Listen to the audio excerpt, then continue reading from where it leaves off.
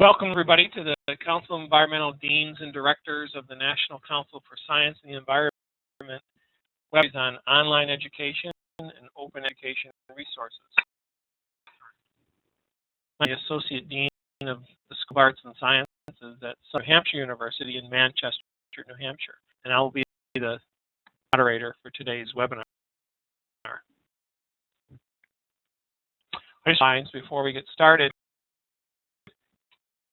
if you have to call in using your computer and muted, other than the presenter and the moderator.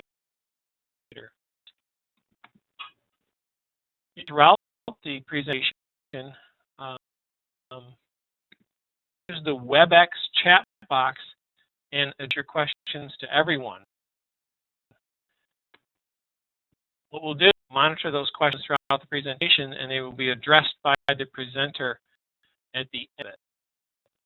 And if there are questions for the presenter to field, as moderator, I will organize those questions and perhaps read them off to the presenter. Please note that the webinar is being recorded. So, terms that you'll be hearing in the series. First of all, MMS will be mentioned learning management system, known as Blackboard. Terms such as fully online, which is defined as 75% or greater of the content is delivered online. That could be either programs or courses. Terms such as hybrid or blended, which is defined as 25 to 74% of the content delivered online, and programs or courses. And lastly, MOOCs, massively open online courses. This webinar series together was the fact that online enrollment has been increasing substantially over the past 10 years. It's increased by an order of magnitude from 2001 to 2011, whereas traditional higher ed has increased by about 60% during that same time period. And, it's projected that this double-digit annual growth will plateau somewhat over the next few years to single-digit annual growth. These slides are from EduAdventures, which is a consulting and marketing firm in Boston, Massachusetts. Andrew Ng from Cofounder of Coursera, who talked to us about the online revolution, education for everyone.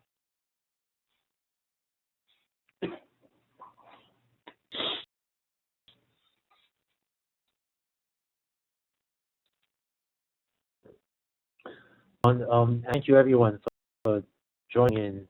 Let me share my desktop.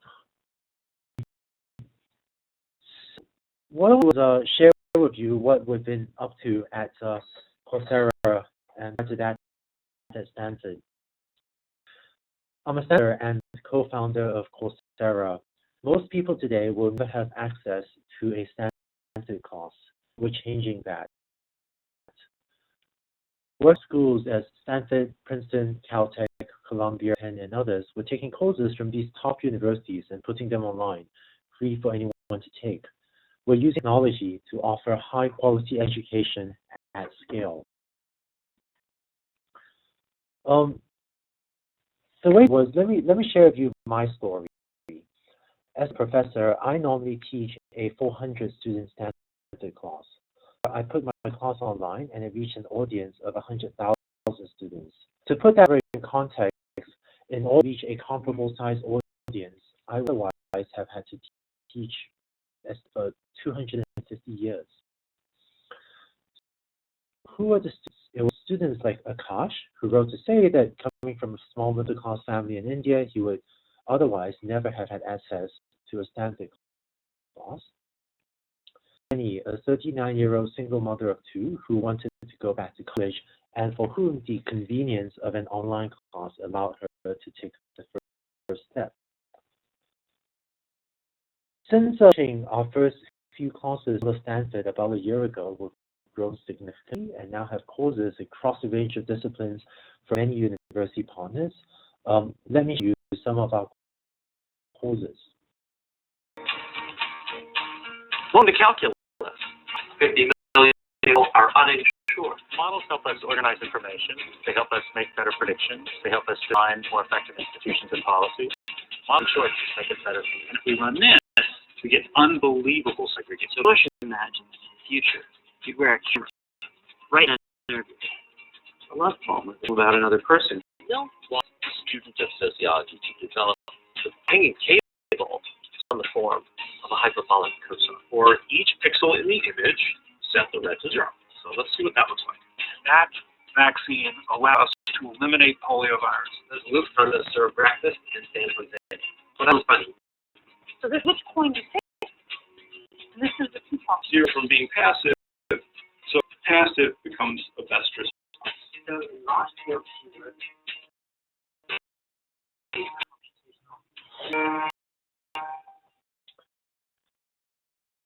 See progress on what we've done over the past year, less than a year.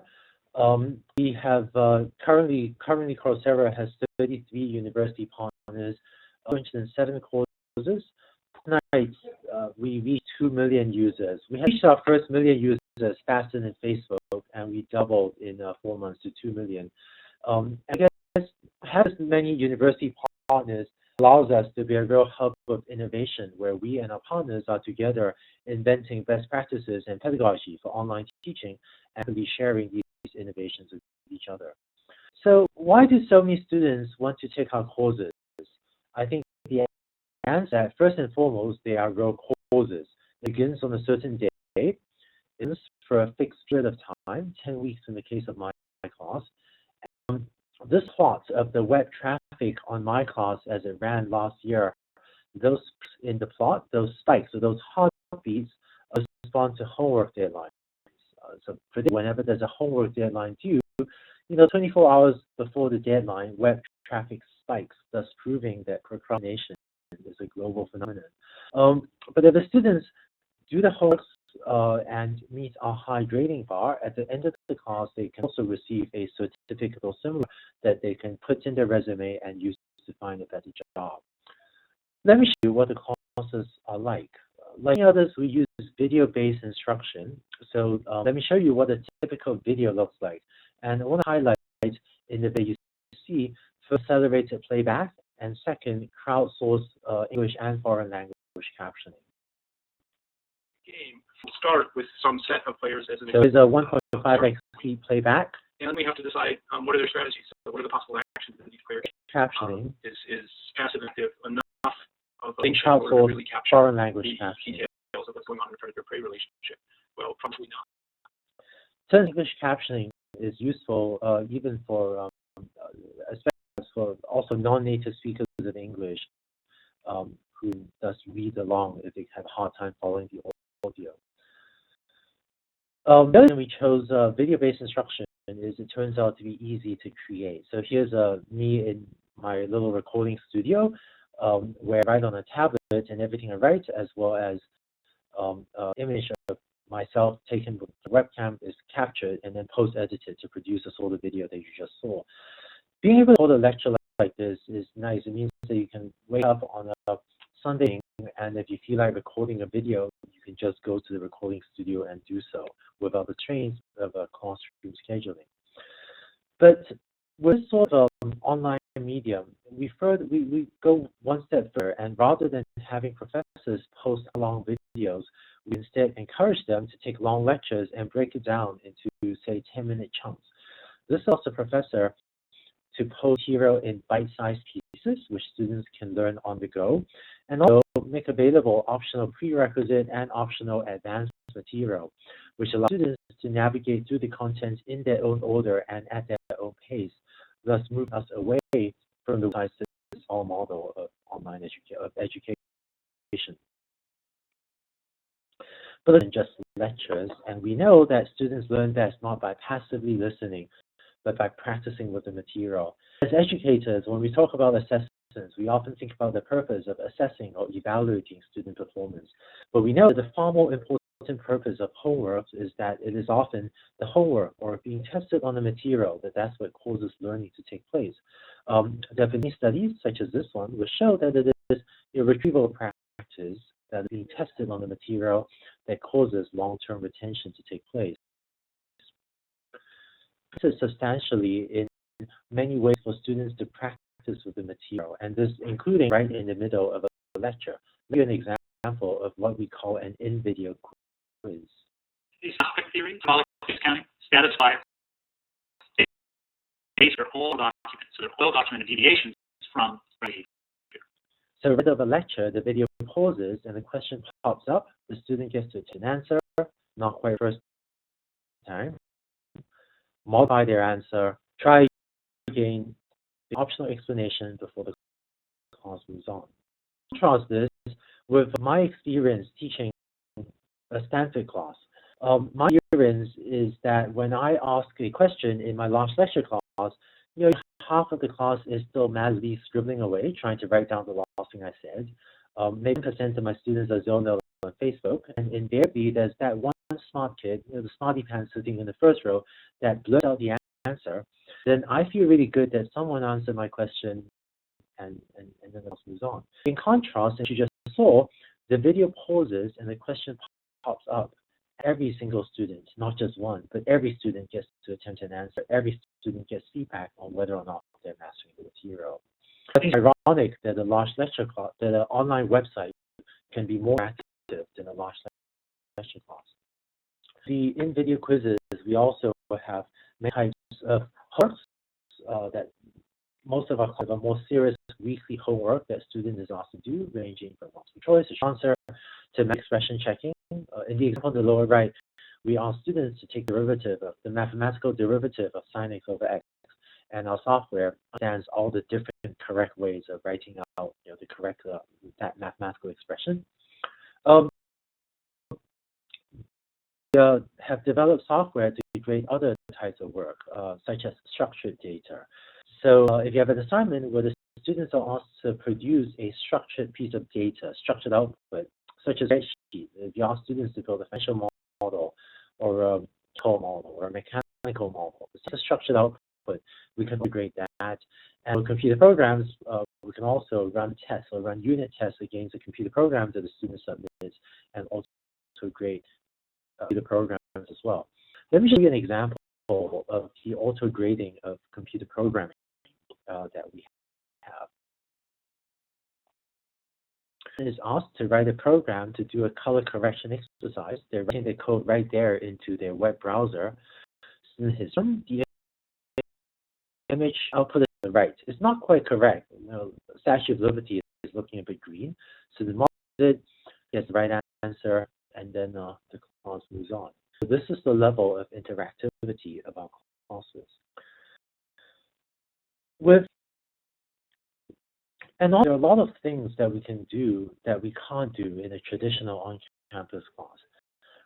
In the campus class, if a student submits a piece of work and we grade it, if a student got 60 out of 100, what do you do? Well, the class moves on. But in online class, we also graded assignments. We have resources to encourage students to come back and attempt the same homework over and over until they get it right. I think that education is about helping students succeed. It's not tell students that you're a B student, you're a C student, you're an A student. Instead, we should have every single student succeed. So this method of mastery learning, which is basically this technique of asking students to come back and attempt the same work over and over until they have mastery of one topic, so that they have a firmer foundation to build on before moving on to the next topic. To enable this, we've developed tools to enable instructors to create randomized quizzes, so that when a student comes back and does homework again, then you're not answering exactly the same question. So it's a little bit like maybe the DN Department of Motor Vehicles written exam, where if you don't get it right the first time, you can come back and attempt it over and over until you get it right. In this example, the teacher has written a question and written 4 correct and 4 incorrect options. And every time a student comes back, the website randomly selects 2 correct and 2 incorrect options, so that every time the student comes back, they get a different randomized set of choices to select from. And so this is one example of the sort of tools we're providing to instructors to make it easy for them to create randomized quizzes for students to come back and attempt a question over and over until they get it right. I think it was Sam that once said something very profound, which in today's education system, what is held constant is the amount of time you spend on a piece of material, like maybe 10 weeks, and what variable is the degree to which you master the material. Instead, I think it should be the other way around. What should be held constant is that every student should get it, every student should succeed. And what can be variable is the number of times a student might need to attempt something, or the amount of time a student might need to work on a piece of material before they get it, but they master it. I've been talking mostly about auto-graded homeworks, but not everything can be auto-graded. And, so it's an interesting lesson. It turns out that if you go to talk to a poetry professor, and if you show him your shiny new multiple choice grading technology, and you try to convince him to teach a poetry class using multiple choice, he will invite you to exit his office. Because of that, we work into developing a system for peer grading, in which students are asked to grade each other's work. Peer grading has been well studied in small classrooms of, say, 50 students, and it's been shown to give highly accurate grades. And if you set up the incentives right, then self-grading, where students grade their own work, even more accurate, and is pedagogically useful as well. What we did was develop a pipeline. If students asked to do the work, say write a 300-word essay, or draw a design and upload an image of your hand-drawn design for a website to the Coursera site. So students are asked to first do the work, then students are shown an instructor-supplied grading rubric, right? They'll train you on how to grade other students' work. Students is then asked to demonstrate proficiency in grading. So we'll ask you to grade a few pieces of work that the instructors also grade, and demonstrate that you can assign grades similar to what the instructor assigned. And finally, every student is asked to grade, say, 5 other students' work. In exchange, you also get feedback from 5 other students about the quality of your own work.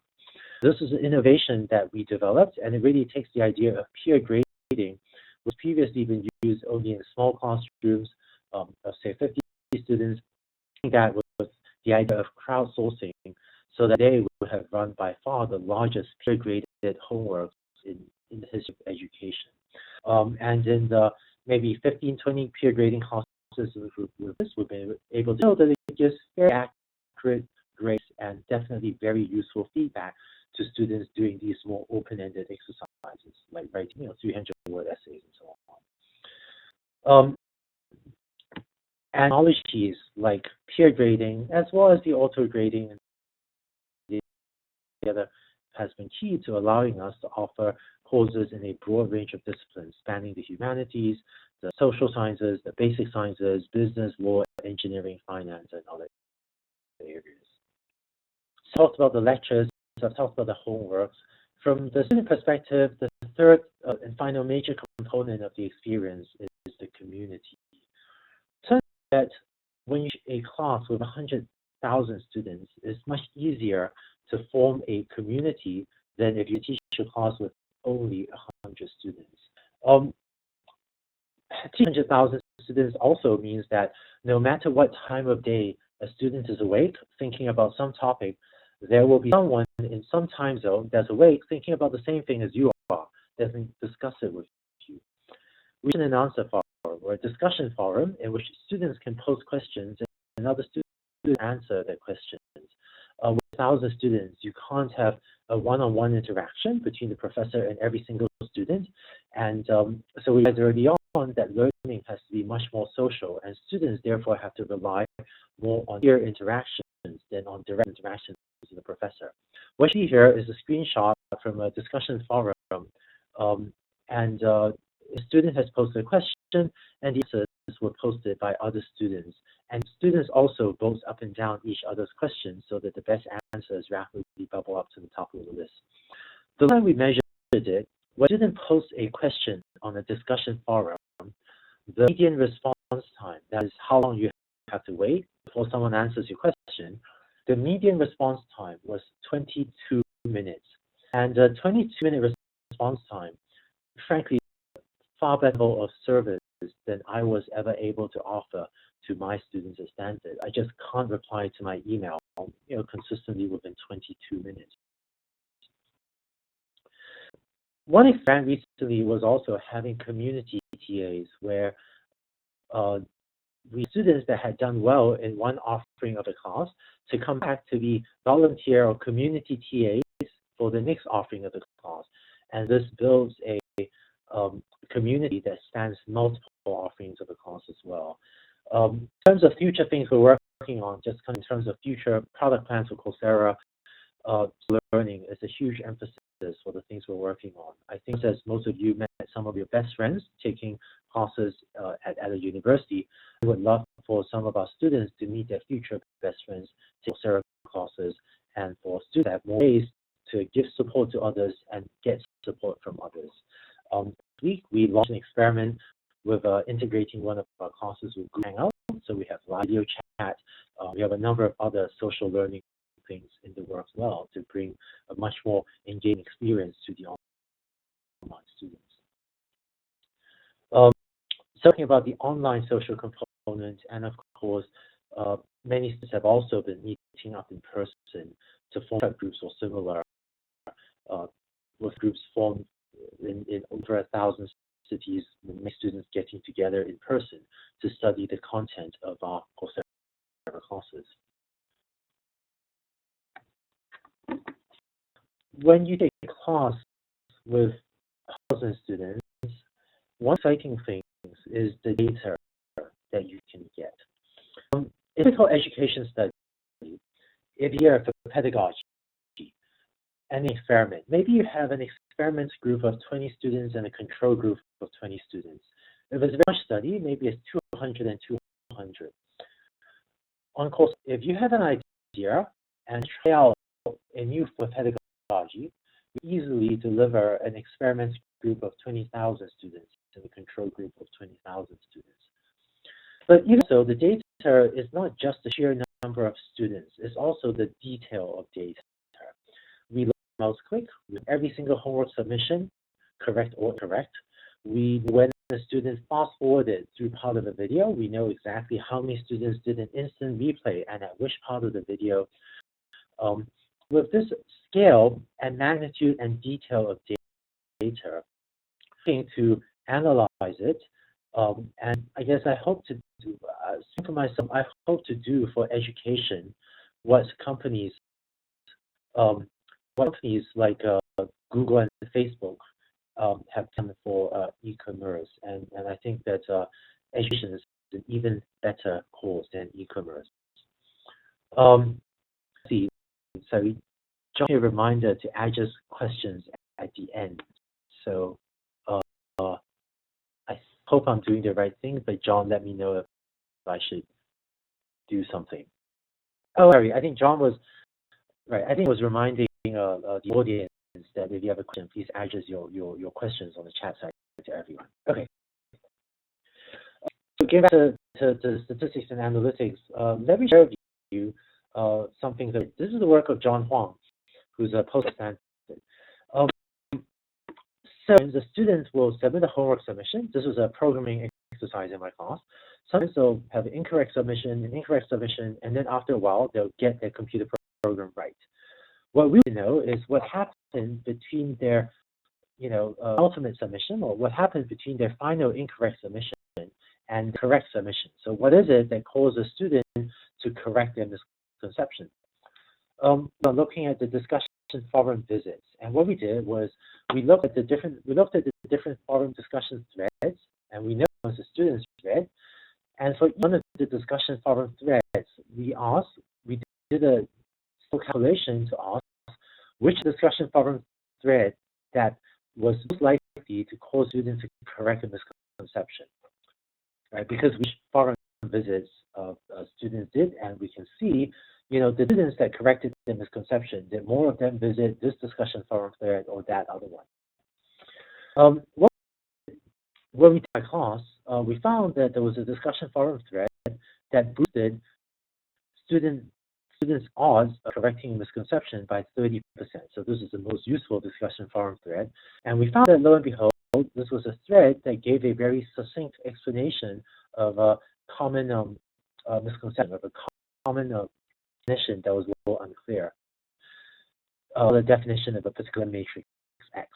To the instructor, to me, this was a very useful piece of information. It actually caused me to go back and revise the exercise to clarify this, but also imagine if I didn't clarify this for later offerings, that we could automatically recommend this discussion problem thread to the students as well.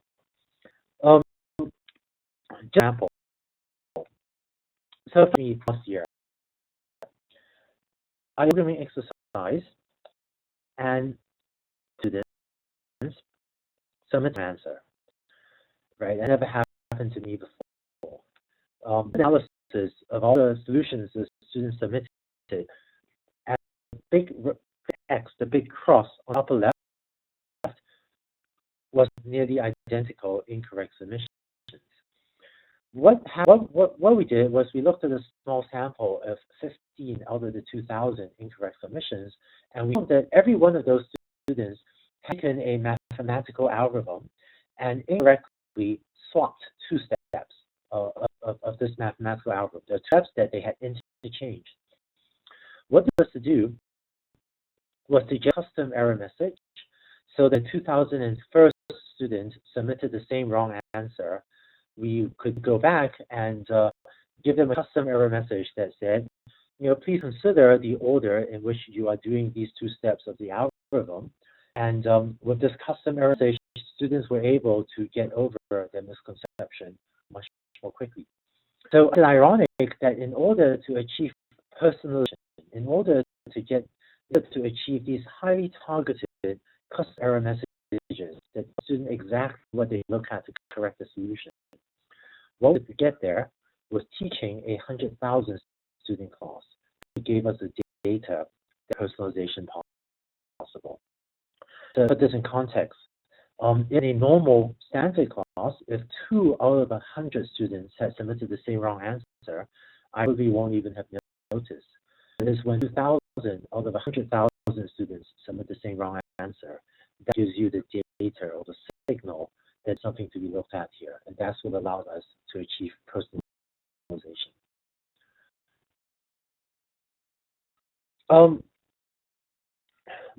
Very influential paper called the 2 sigma problem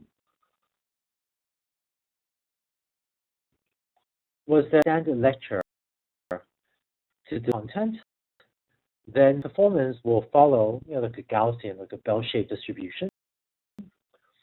Where half of your students, as denoted by the blue versus the black figures on the right, so half of your students will perform above some median level of performance. Using the standard lecture, if you implement mastery learning, this is where students get to attempt the same thing over and over until they get it and have a firm foundation to build on before they move on to the next piece. With mastery learning, student performance shifts by 1 sigma, 1 standard deviation, 1 sigma. What that is that now 80% of your students are performing above what was previously the mean level of performance. Student a personalized tutor, then student performance shifts by 2 standard deviations or 2 sigma. What is now 98% of your students are performing above what was the median level of performance. Nice, if 98% of your students are above average. The reason we call this the 2 sigma problem is because we as a society simply can't afford to give every student a personalized tutor. But of course, we could implement mastery learning and make 1 sigma and technology, and with the level of personalization that the data gives us, I had in the future, we can slowly push our performance out from 1 sigma to 2 sigma as well.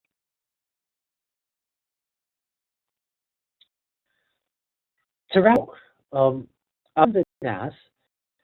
If anyone online and take a Princeton class, one still pay $200,000 for a Princeton degree. I guess just one answer from Mark Twain.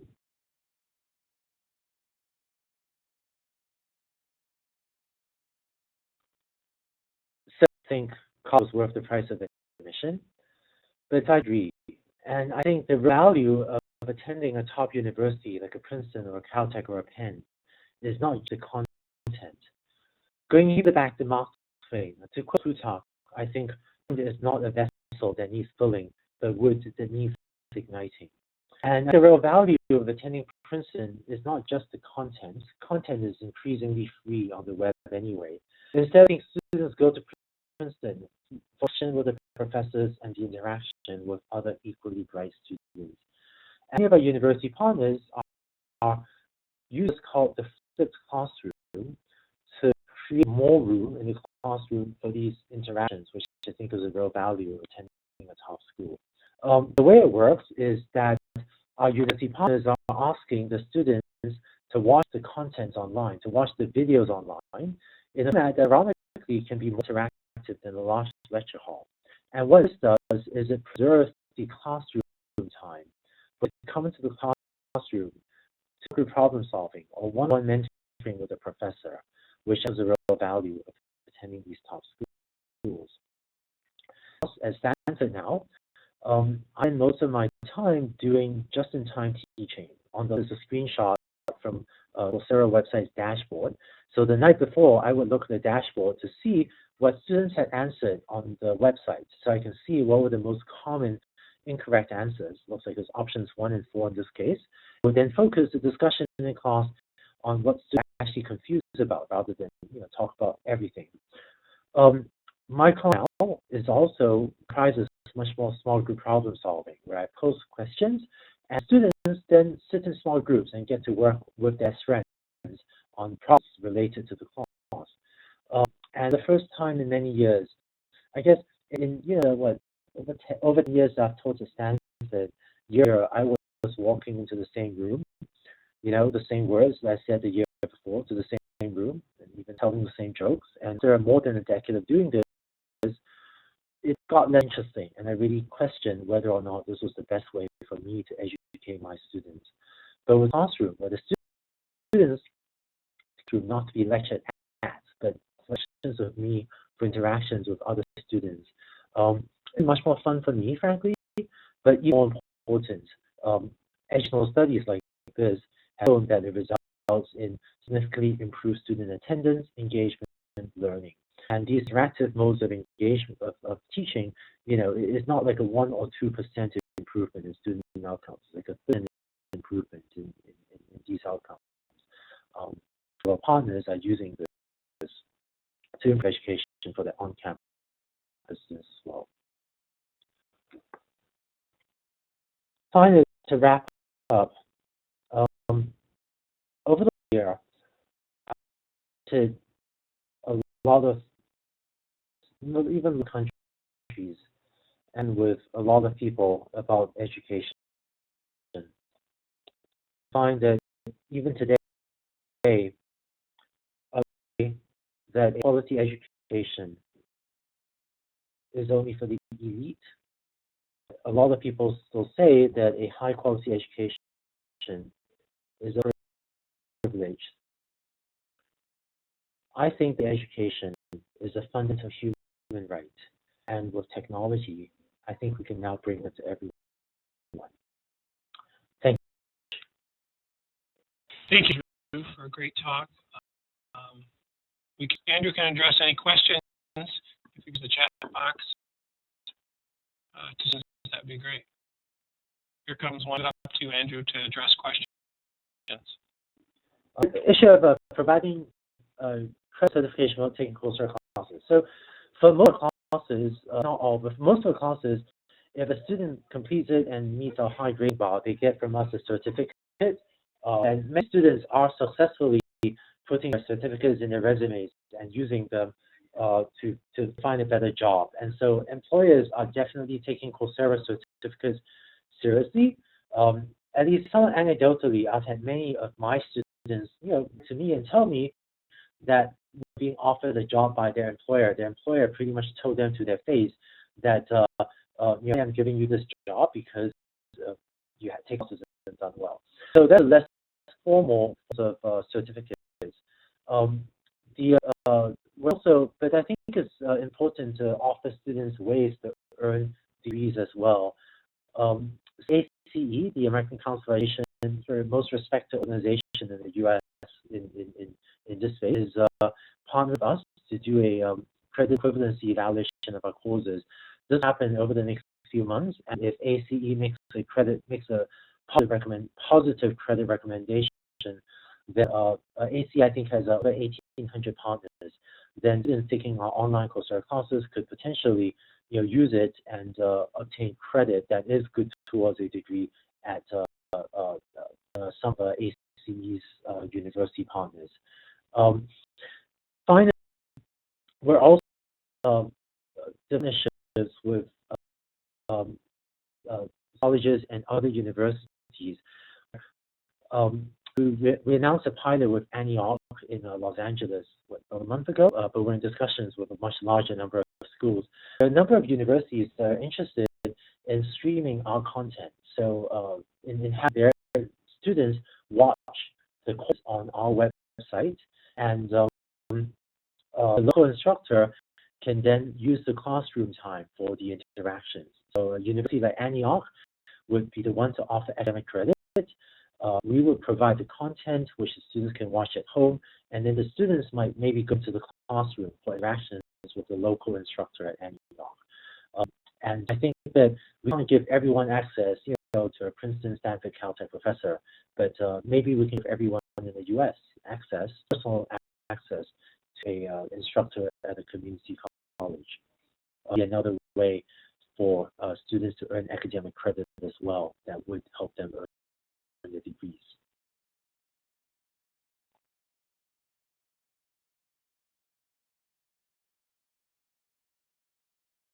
Thanks, Mark, for the question. Right. So, do students just post incorrect answers on the discussion forum? Students do sometimes post incorrect answers, and in the discussion forum, where students vote up and down each other's questions and vote up and down each other's answers. So, shown here on the left, this question had 16 upvotes, and the first answer had 11 votes. The second answer had 31 votes. One was that it's hard for students to write correct answers. Often students can recognize correct answers, and correct answers rapidly bubble up to the top of the list.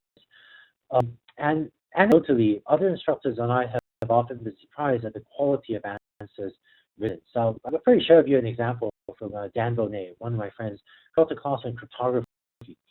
So he described a theme in his class, and he just didn't feel like proving it because the proof of the theorem was sort of long, painful. And there was a question on the discussion forum saying, what is the proof of this theorem? When Dan saw this question, he kind of said, oh God, now I'm going to write a long proof that he don't want to do. He procrastinated a couple hours, and in that period, a student in the class went and wrote up a very long, very detailed, very carefully written version of the proof.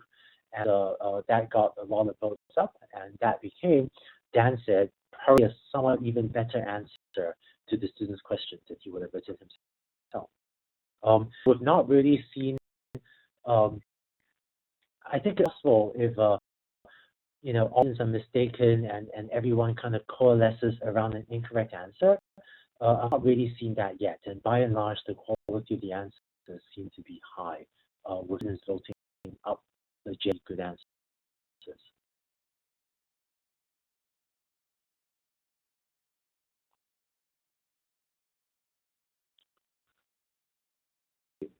How instructor 100K student Coursera course in the I mean the assessment of student learning?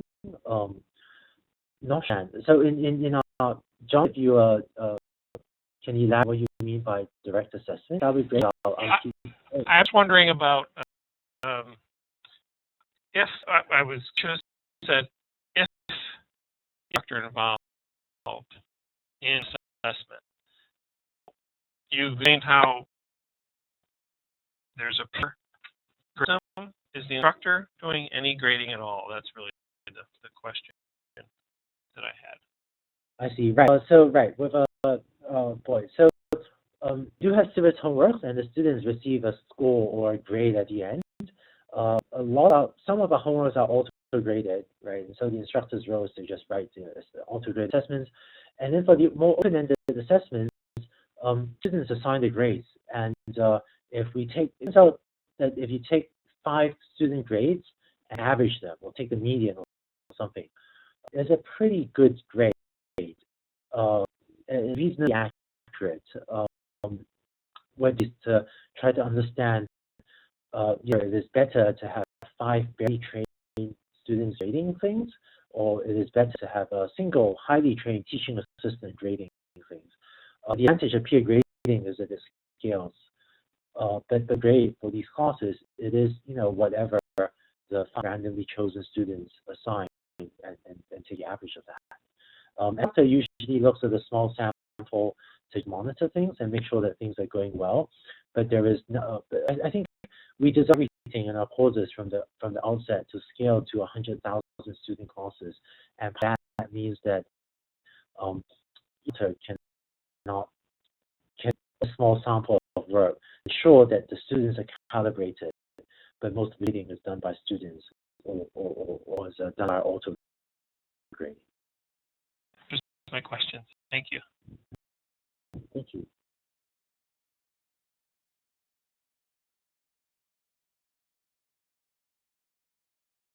So how we can start in finance and our long-term model. So Coursera is a VC-backed, a venture capitalist-backed company. So we raised $22 million.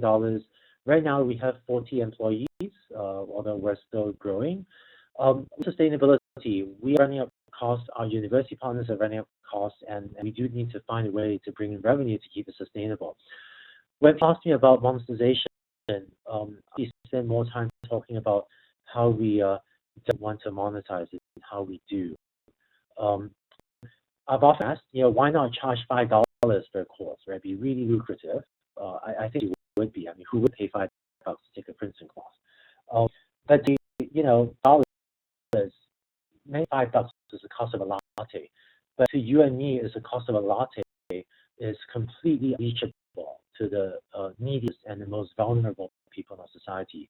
So in India, Poland, in Africa, not do they not have $5, they even have a credit card probably. And to throw a barrier preventing really the neediest in our society from accessing these great courses would be a tragedy. And so no matter how lucrative, I'm just sort of not all interested. There's a very long company philosophy about serving students. So building out other ways to bring in revenue. One is a career services where, with student consent and being mindful of student privacy, we introduce top students to potential employers. For the students that opt in, and we charge employers for this. Second is charging for a university branded credential. So we really make the course free, but if you complete the course and we offer you a certificate with a University of Pennsylvania brand, that seems like it'd be worth something. So that's something we charge for. The third is content licensing, where if a university, say a community college, wants to, if a mission charging organization, such as a community college, wants to use our content to reduce their costs and improve the quality of the teaching, then we request a small fee from them for that service as well. And the revenue, all the revenue we bring in is shared between our university partners that created the content and us to everyone's cost. Oops, sorry. Mark first question. Partnering with Coursera, we have been limited recently in how rapidly we can grow. We've grown very rapidly, and so our short focus has been actually make sure that we support our existing university partners well. But in the coming months, we hope to continue, bring on a few more university partners, and so the university is interested in partnering with us. We're very open to question about that. And the university works with us is so Coursera. I think we're a humble hosting platform. What we provide, the way we work with university partners is we provide no cost to the university, the software, the website, the technology, the pedagogical guidelines, and kind of the best practices for creating content. The university is responsible for creating the content, then upload it to our website. The university that created the content retains the IP, retains ownership of the content that's created, but gives us permission to serve it to the public. We're responsible for serving the course online as a group to tens of thousands of students. We're responsible for also bringing in the revenue stream, and the revenue stream is then shared between our university partners and ourselves. So that's sort of the partnership with the university creating content. We also have a few partners that are consuming Coursera content, and there we will have it where we take the content from our websites and work with our partners to stream the content to your students. There's some students taking equivalent course on campus, giving away. I've heard a small number of students express this concern. I believe that I believe that, well, from experience at Stanford, there were a small minority that expresses concern. The majority of Stanford students were much happier with the flipped classroom format, but I think that the campus students get much more than the free online classes. I really think that the real value of attending a top school is the interactions with the professors and the interactions with other students. In the Stanford classes, students watch the free version online, same as the public students, but then I meet with them once a week. And the on-campus students at Stanford are often asked to do extra work as well. I think the important thing is that, as a professor, I feel like when I'm at Stanford hat, I guess duty is to the Stanford students and to improving the quality of their education. There is no question that using the flipped classroom, we're improving the quality of education for the on-campus students. And some of Coursera's partners, such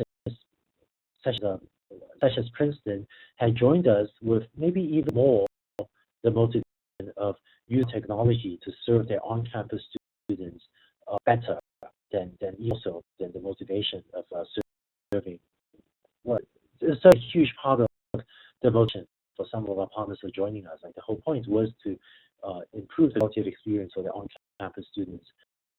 So long as we're giving the on-campus students a better experience, I don't really find it tenable if we're giving hundreds of thousands of students out there a little bit of a experience, a little bit of a Johns Hopkins experience, and so on for free as well.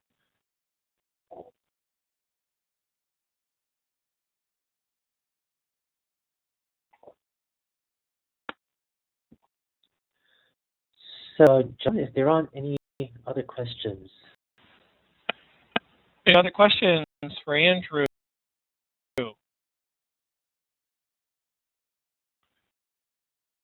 We thank you so much for your time and really look forward to the exciting things that Coursera is doing for education across the planet.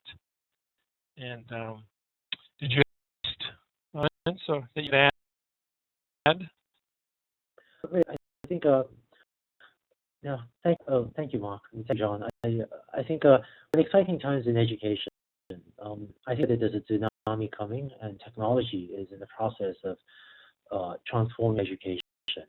And this is coming whether we like it or not. And one of the things that inspires me is the fact that we're working with top universities and having conversations with organizations such as yourself. Because I hope it will be people such as yourselves, frankly, people such as our partners, leaders in education, that will be shaping the future of online education. Because if it is people like you, people are partners shaping the future, institutions, maybe ones without necessarily the high academic values that all share, that would shape that conversation, and that would happen to the detriment of everyone.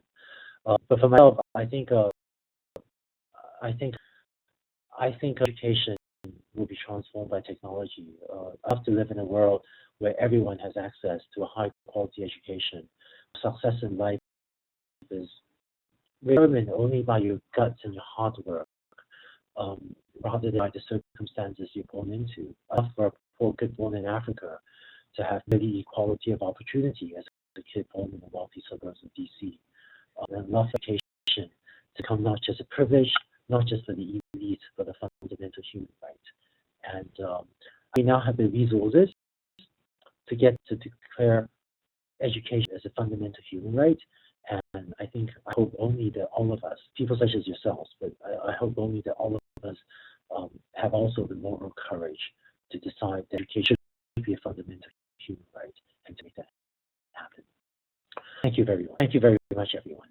Great, Andrew. Thank you so much again. And thank everyone for attending. Hope to see you again